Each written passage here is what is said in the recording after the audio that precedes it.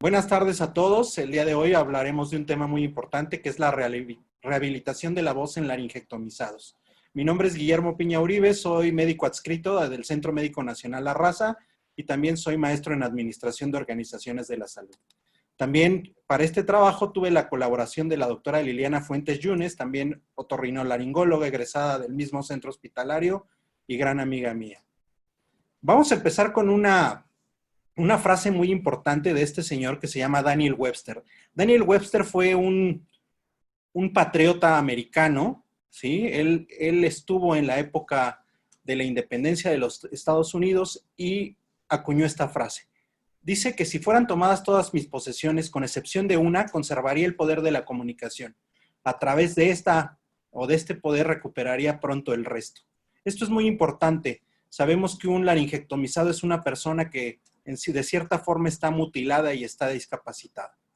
Los objetivos de este trabajo, el objetivo general es llevar a cabo una revisión de la literatura disponible acerca de los diferentes tipos de rehabilitación de voz y su eficacia en pacientes laringectomizados en los últimos años. Como objetivos específicos, vamos a conocer la principal causa de esta discapacidad, conocer las diferentes formas de rehabilitación y ver cuál es la más efectiva. Es importante valorar la importancia de los grupos de ayuda de laringectomizados. Bueno, como inicio vamos a definir qué es la voz. La voz es una situación muy difícil de definir. Es algo que es multifactorial. Si nos vamos a la parte fisiológica, es la mera emisión de la voz a través de la laringe o del mecanismo de la voz que tenemos en el cuello. Pero ¿cómo rehabilitamos a un laringectomizado? ¿Cuándo iniciamos? ¿Cuál es el método más efectivo? Esas son las preguntas que vamos a tratar en este tema. Como introducción, fue el padre de la laringoscopía Manuel Vicente Patricio, quien en 1840 publicó el Tratado completo del arte del canto. Este tratado sentó las bases científicas del estudio de la laringología. En 1859, Semak, un gran cirujano austríaco, logra la voz en una niña con estenosis laringea, desviando el aire de la cánula de traqueotomía a la cavidad oral. Y es en 1873 donde hay una revolución completa de esto. Por primera vez se hace una laringectomía total por un cirujano muy famoso y conocido de nosotros, que fue Billroth.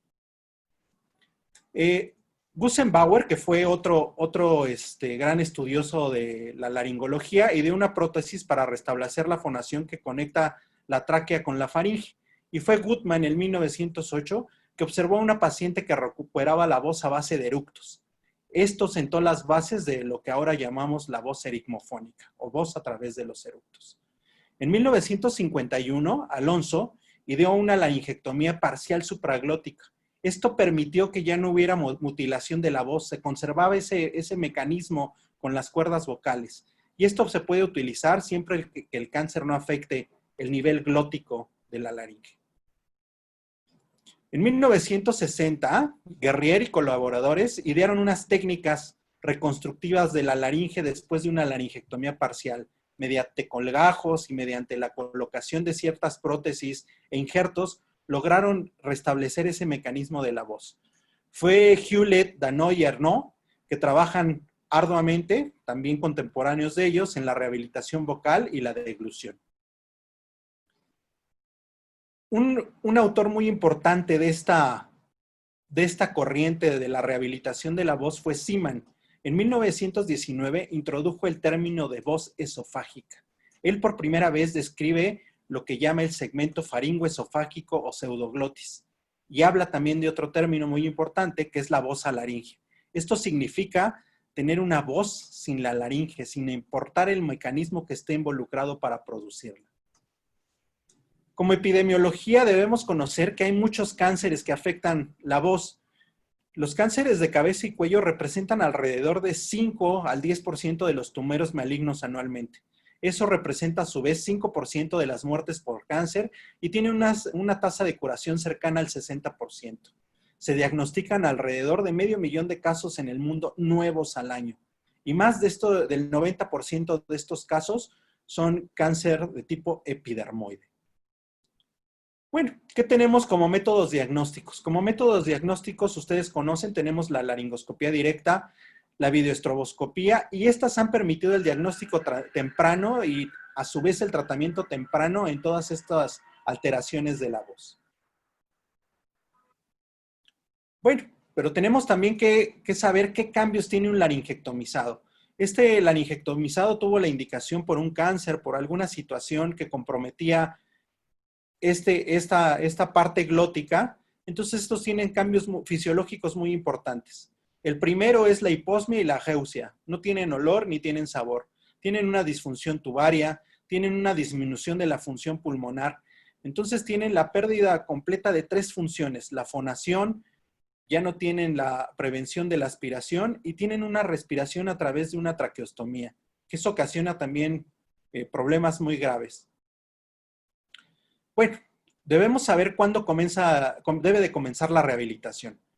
La rehabilitación comienza cuando se le dice al paciente que necesita una laringectomía. La rehabilitación temprana va a prevenir muchos malos hábitos de expresión.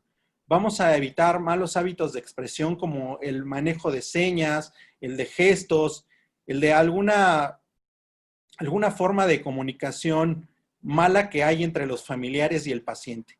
Se espera que haya una comunicación social del paciente adecuada entre los 6 meses y el año después de operado.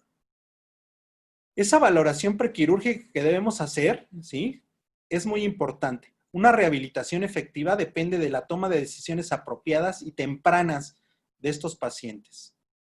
Esto hay que tomar en cuenta que va a haber cambios anatómicos y opciones de lenguaje que vamos a tener para poder rehabilitarlo.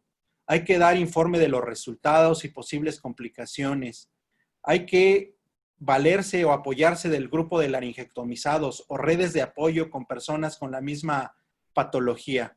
Y hay que asesorar acerca de la condición de la voz, cómo va a estar esa voz después de esta laringectomía. Esto es un ejemplo, uno de nuestros pacientes que tiene malos hábitos de la voz. ¿Cuántos años tiene operando?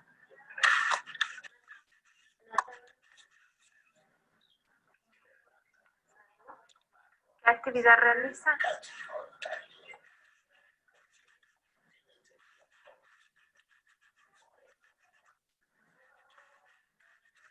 Si se fijan, es un paciente que únicamente gesticula, no tiene esa fuerza de la voz ni puede producir la voz erigmofónica.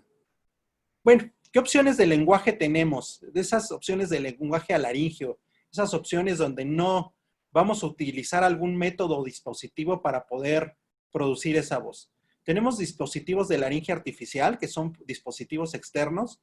Tenemos la voz esofágica, como describió Seaman, y también tenemos la voz tráqueo-esofágica. Esto ya sea a través de una fistuloplastía, que puede ser primaria o secundaria, o a través de la colocación de una prótesis fonatoria.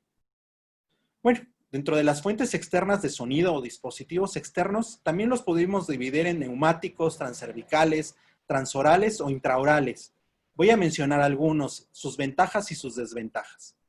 Bueno, uno muy utilizado es el dispositivo neumático. Tiene una ventaja enorme, es un diseño simple, tiene un número limitado de piezas, es económico y es duradero. La forma en que funciona este dispositivo es como la sordina de una trompeta.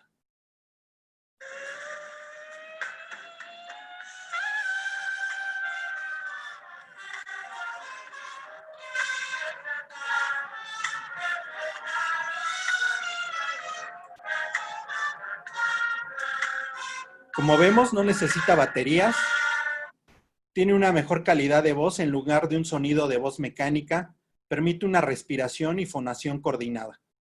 Vamos a ver el ejemplo. Esto funciona sellando el estoma de la traqueostomía. Una de sus desventajas es que tiene un manejo difícil, requiere a veces de ambas manos y a veces el tubo que va de la boca al estómago se puede llenar de fluidos o de saliva. Otra cosa es que es muy llamativo, requiere de un periodo de práctica, y entonces se puede tapar con esa saliva. Introduce yourself, Paula. My name is Clyde Wells. That was my son that you just heard talking. I used to be the distributor some years back, 20 years ago. I distributed the Tokyo Artificial Larynx. And I retired from all of that now, and my son is now the manager of Limco. Como ven, es un dispositivo muy fácil y que tiene una funcionalidad perfecta. Hay también otros dispositivos. Esto los hemos visto incluso en las películas. Se llaman dispositivos transcervicales. Estos requieren de batería, pero permiten el control del volumen. Hay varios tipos o marcas comerciales como Servox, True Tone, Nuvois, pero son de costos elevados, entre 400 y 700 dólares. Y hay adaptadores orales, que también se los voy a mencionar más adelante. Sus ventajas son fáciles de usar, son confiables, no requieren de ningún tipo de rehabilitación, tienen un bajo costo de mantenimiento y su funcionamiento no va a recaer en la capacidad pulmonar de cada uno de los pacientes. Entonces, realmente lo único que necesita es que el paciente gesticule y este dispositivo transcervical va a detectar esas oscilaciones.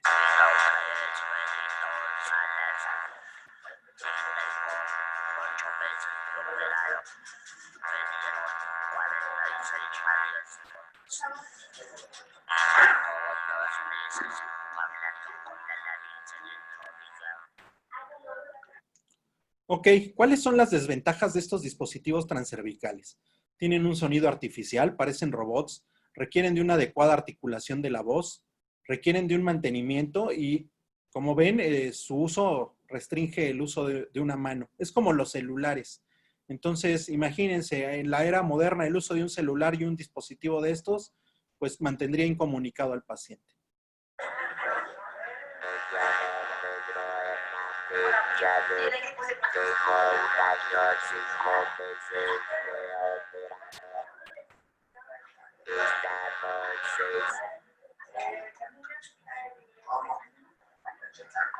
Con laringe electrónica. También tenemos otros dispositivos muy parecidos que se llaman dispositivos transorales. El principio es el mismo que las laringes electrónicas, pero lo único es que el sensor va dentro de la boca. Hay componentes que van intraorales y tienen un transmisor y un micrófono. El problema con estos dispositivos es que son muy, pero muy caros. Hay algunos que también se insertan o se adaptan en un paladar que usa el paciente, pero también se ha notado y se ha demostrado que no son muy útiles para la rehabilitación de la voz. Las ventajas de estos dispositivos intraorales es que son menos obstructivas, permiten grabar voces, tiene sonidos más claros, pero sus desventajas es el precio y menos naturales que la voz de traqueoesofágica y la voz erigmofónica. Se oyen más como robots. Vamos a hablar ahora de la voz erigmofónica. ¿Cómo se adquiere? Bueno, esto se aprovecha el cierre ocasionado por un esfínter muscular que tenemos en el esófago, que ayuda o empuja la columna de aire hacia el tracto vocal. Esto, por principio, se utiliza el esfínter cricofaringio. Ese esfínter cricofaringio va a ser la fuente de vibración y nosotros la conocemos como una neoglotis. En esta o a través de este esfínter cricofaringio se impulsa el aire previamente almacenado en el esófago. Esa es la forma en que nosotros vamos a tener esta voz erigmofónica o voz a través de eructos. Este es un ejemplo. ¿Cuántos de nosotros de chamacos bebiendo refrescos no hicimos esto?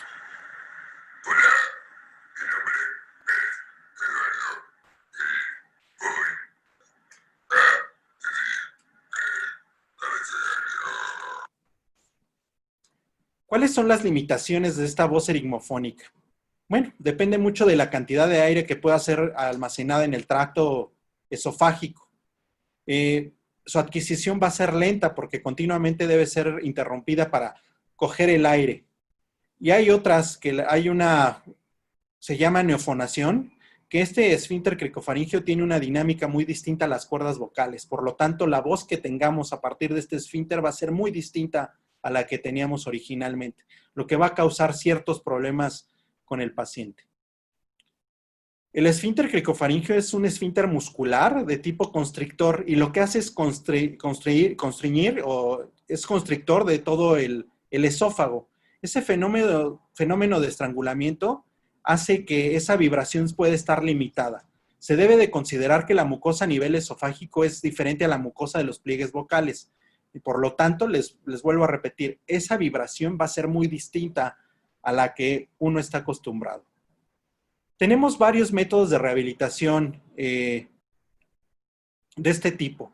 Tenemos el método de deglución, que consiste en introducir aire en faringe con auxilio de un movimiento de deglución. Lo que hace el paciente es tragar, tragar, tragar el aire, y cuando siente que ya está lleno, empieza a expulsar el aire y empieza a hablar, pero con lentitud. Esa es su gran desventaja. Tenemos otro método, que es el método de aspiración. Esto lo que hacemos es una succión forzada de todo el aire. La desventaja es que hay una presión pleural y eso exige un mayor control de toda la musculatura. Por lo tanto, es difícil. Este es uno de los ejemplos. Hola, yo me llamo Alfredino Aguirre y tengo 72 años y tengo 4 años de operar y empecé a trabajar en la carpintería y yo trato de hablar con diruto. Entonces, tengo ya. Y el último método, que es el más efectivo de estos tres métodos, es el llamado método holandés o método de inyección. Hay dos técnicas, una donde hay una presión glosofaringea y hay otra donde hay una inyección consoantral. Eso localizado en la base de la nariz y en la base de lo que es el cuello. La lengua va a funcionar como un pistón y esta lengua lo que va a hacer es comprimir el aire en el esófago con un movimiento fuerte y rápido. Este señor fue uno de los, y lo tengo que mencionar porque fue muy importante en nuestro hospital. El nombre de este señor es el señor don Agustín Telles. Tuvo más de 30 años en el servicio enseñando a mucha gente el método de la voz erigmofónica. Él acompañaba a todos los pacientes antes de su cirugía, después de su cirugía, y él era el que iniciaba estas rehabilitaciones. Él es el mejor exponente en nuestro hospital, o fue más bien el mejor exponente de la voz por inyección o método holandés. Quiero que lo escuchen, van a notar que él no se nota nada cómo está hablando. Soy Agustín Telles, tengo 27 años de operado. Mi voz es a base de erutos. Su nombre es voz erigmofónica. He estado aquí en la raza enseñando a hablar a más de 150 personas. Una labor social. Esto es el mejor método de toda esta voz erigmofónica, que es el método de inyección, y él fue uno de los mejores exponentes y la persona que nos ayudó durante mucho tiempo a la rehabilitación de todos estos pacientes. Bueno, los métodos de rehabilitación o voz erigmofónica tiene algunos problemas. Cuando tenemos esa inyección, nada más vamos a tener la utilización de ciertos fonemas como P, T, K, y esos van a tener mayor turbulencia y una presión de aire mayor. Las ventajas de estos métodos de voz erigmofónica: no van a requerir dispositivos externos. El sonido del habla va a ser natural. Es posible el control de la intensidad sonora. Es manos libres, pueden usar cualquier cosa en las manos, teléfonos, hacer sus actividades normales. Y lo mejor es que no requiere de procedimientos quirúrgicos, sino que lo podemos obtener después de una laringectomía. Y lo más importante para cualquier sistema de salud es que es barato. Las desventajas: hay una curva de aprendizaje que si no hay éxito puede ser menor al 25%. Hay poca fluidez. Ustedes ya vieron que la inyección llega a interrumpir el flujo del habla e impide también que el habla pueda ser clara. O puede ser que el sonido sea muy débil, de tono bajo, y mucha gente al tener eso no escucha bien al interlocutor. Vamos a hablar de otro tipo de rehabilitación en laringectomizados, que es la voz traqueosofágica. En 1982, Blum y Singer desarrollaron una válvula traqueosofágica. Eso lo único que hacía era provocar una fístula. Conducía el aire de la cavidad faríngea y era utilizado para hablar. En 1990, Hilgers introdujo un tipo de prótesis que es la más utilizada actualmente, que se llama Provox, que ayuda a tener una menor resistencia del aire entre la tráquea y el esófago. Esta voz traqueosofágica utiliza el aire de los pulmones y se puede alterar el tono y el ritmo, como antes de una laringectomía total. La única desventaja es que se tiene que tapar el estómago y expirar suavemente mientras se produce el sonido. El aire se va a conducir por la prótesis de la voz hacia el esófago y se va a crear un sonido semejante a la voz. Y lo mejor de todo es que se va a poder articular la palabra. Vean el ejemplo. Ya. Soy Martín Manuel Moro Sánchez, tengo 9 años de operado, tengo una válvula fonatoria que sale la voz obstruyendo el aire del estómago y solamente así sale la voz. Me la pusieron 2 años después de la segunda cirugía. La primera fue en la raza, la segunda en el siglo XXI. Como ven, la rehabilitación en estos pacientes es fenomenal. El problema es eso, que tienen ocupado un dedo tapando el estómago. La prótesis se puede colocar por el posterior a la laringectomía, se puede extraer, limpiar o cambiar, y la calidad de la voz va a depender de la flexibilidad y el tono de los músculos de la garganta y el esófago. Las desventajas es que puede tener reflujo o puede ser tapado por restos alimenticios, puede haber estenosis de la fístula, puede haber colonización por cándida, y la extrema limpieza, bueno, cuando hay esto puede haber infecciones, rechazo, obstrucción, y eso acorta mucho la vida útil de estas prótesis. El paciente sale del quirófano hablando prácticamente con estas voces y tiene un éxito aproximado del 80%. ¿Quiénes son los candidatos a una voz traqueosofágica? Bueno, aquellos que tengan o puedan hacer una oclusión adecuada del estoma o el estoma se los permita, porque a veces hay estomas demasiado grandes, que tengan habilidad cognitiva adecuada y que puedan pasar una prueba que se llama prueba de Berg o prueba de insuflación esofágica. Esto es para conocer la integridad y la función de la musculatura constrictora de faringe. Eso es para ver cómo está funcionando ese esfínter también. Tenemos otro tipo de dispositivos, como son las válvulas traqueostomales, que son válvulas sensibles a la presión. Se cierra al hablar con la expiración, se abre con el resto de la respiración. El problema con estas válvulas es que usa filtros y humidificadores y puede reducir la viscosidad del moco con el uso diario. Este es un ejemplo, es un video tomado de internet, cómo se pone esa válvula, y les vuelvo a repetir, son muy funcionales con esta voz. El problema o la desventaja son los precios. No necesita manipulación, ya no hay problema con la humidificación y la filtración del aire, que es una de las funciones que pierden los laringectomizados. El problema es que requiere de una colocación hermética, se tiene que mover al toser, se tiene que remover al ejercitarse y el problema mayor es que tiene un costo muy elevado. Y por último, lo que aspiramos y que solo hemos realizado 3 en el mundo es un trasplante de laringe. Como sabemos, esos trasplantes de laringe conllevan muchos retos médicos, tanto en la parte inmunológica, quirúrgica, neurovascular. La laringe es un órgano que tiene muchas funciones y que tiene mucha inervación y que eso ha impedido que nosotros logremos esto con mayor cotidianeidad. Les vuelvo a repetir, es muy importante que los pacientes laringectomizados tengan una red de apoyo.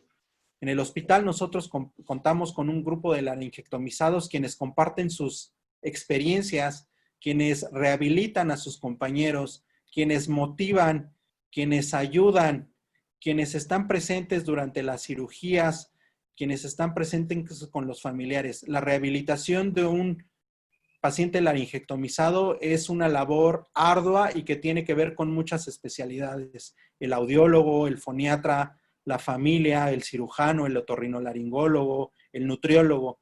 Es un grupo que tiene que estar unido para que nosotros logremos estos grupos de apoyo y que ellos puedan recuperar esa voz o ese mecanismo para comunicarse con los demás. Como conclusiones de toda esta presentación, quisiera decirles que los laringectomizados son el grupo de pacientes con los trastornos de la voz menos estudiados. El grupo más afectado de pacientes laringectomizados es el geriátrico. La pérdida de la voz afecta de manera importante a la calidad de vida de los pacientes, aún ahí su importancia de que tengan que recuperarse o rehabilitarse. La rehabilitación de los laringectomizados es un problema multidisciplinario, como yo les dije anteriormente. El método dependerá exclusivamente de las capacidades del paciente y debemos desarrollar bases fisiológicas, características acústicas, aerodinámicas del esófago y plantear de las estrategias que necesitamos para poder ayudar a nuestros pacientes. Se requieren de muchos estudios, sobre todo de la fisiología del segmento faringoesofágico, y esos resultados van a ser la clave en el conocimiento de la voz esofágica. Muchas gracias.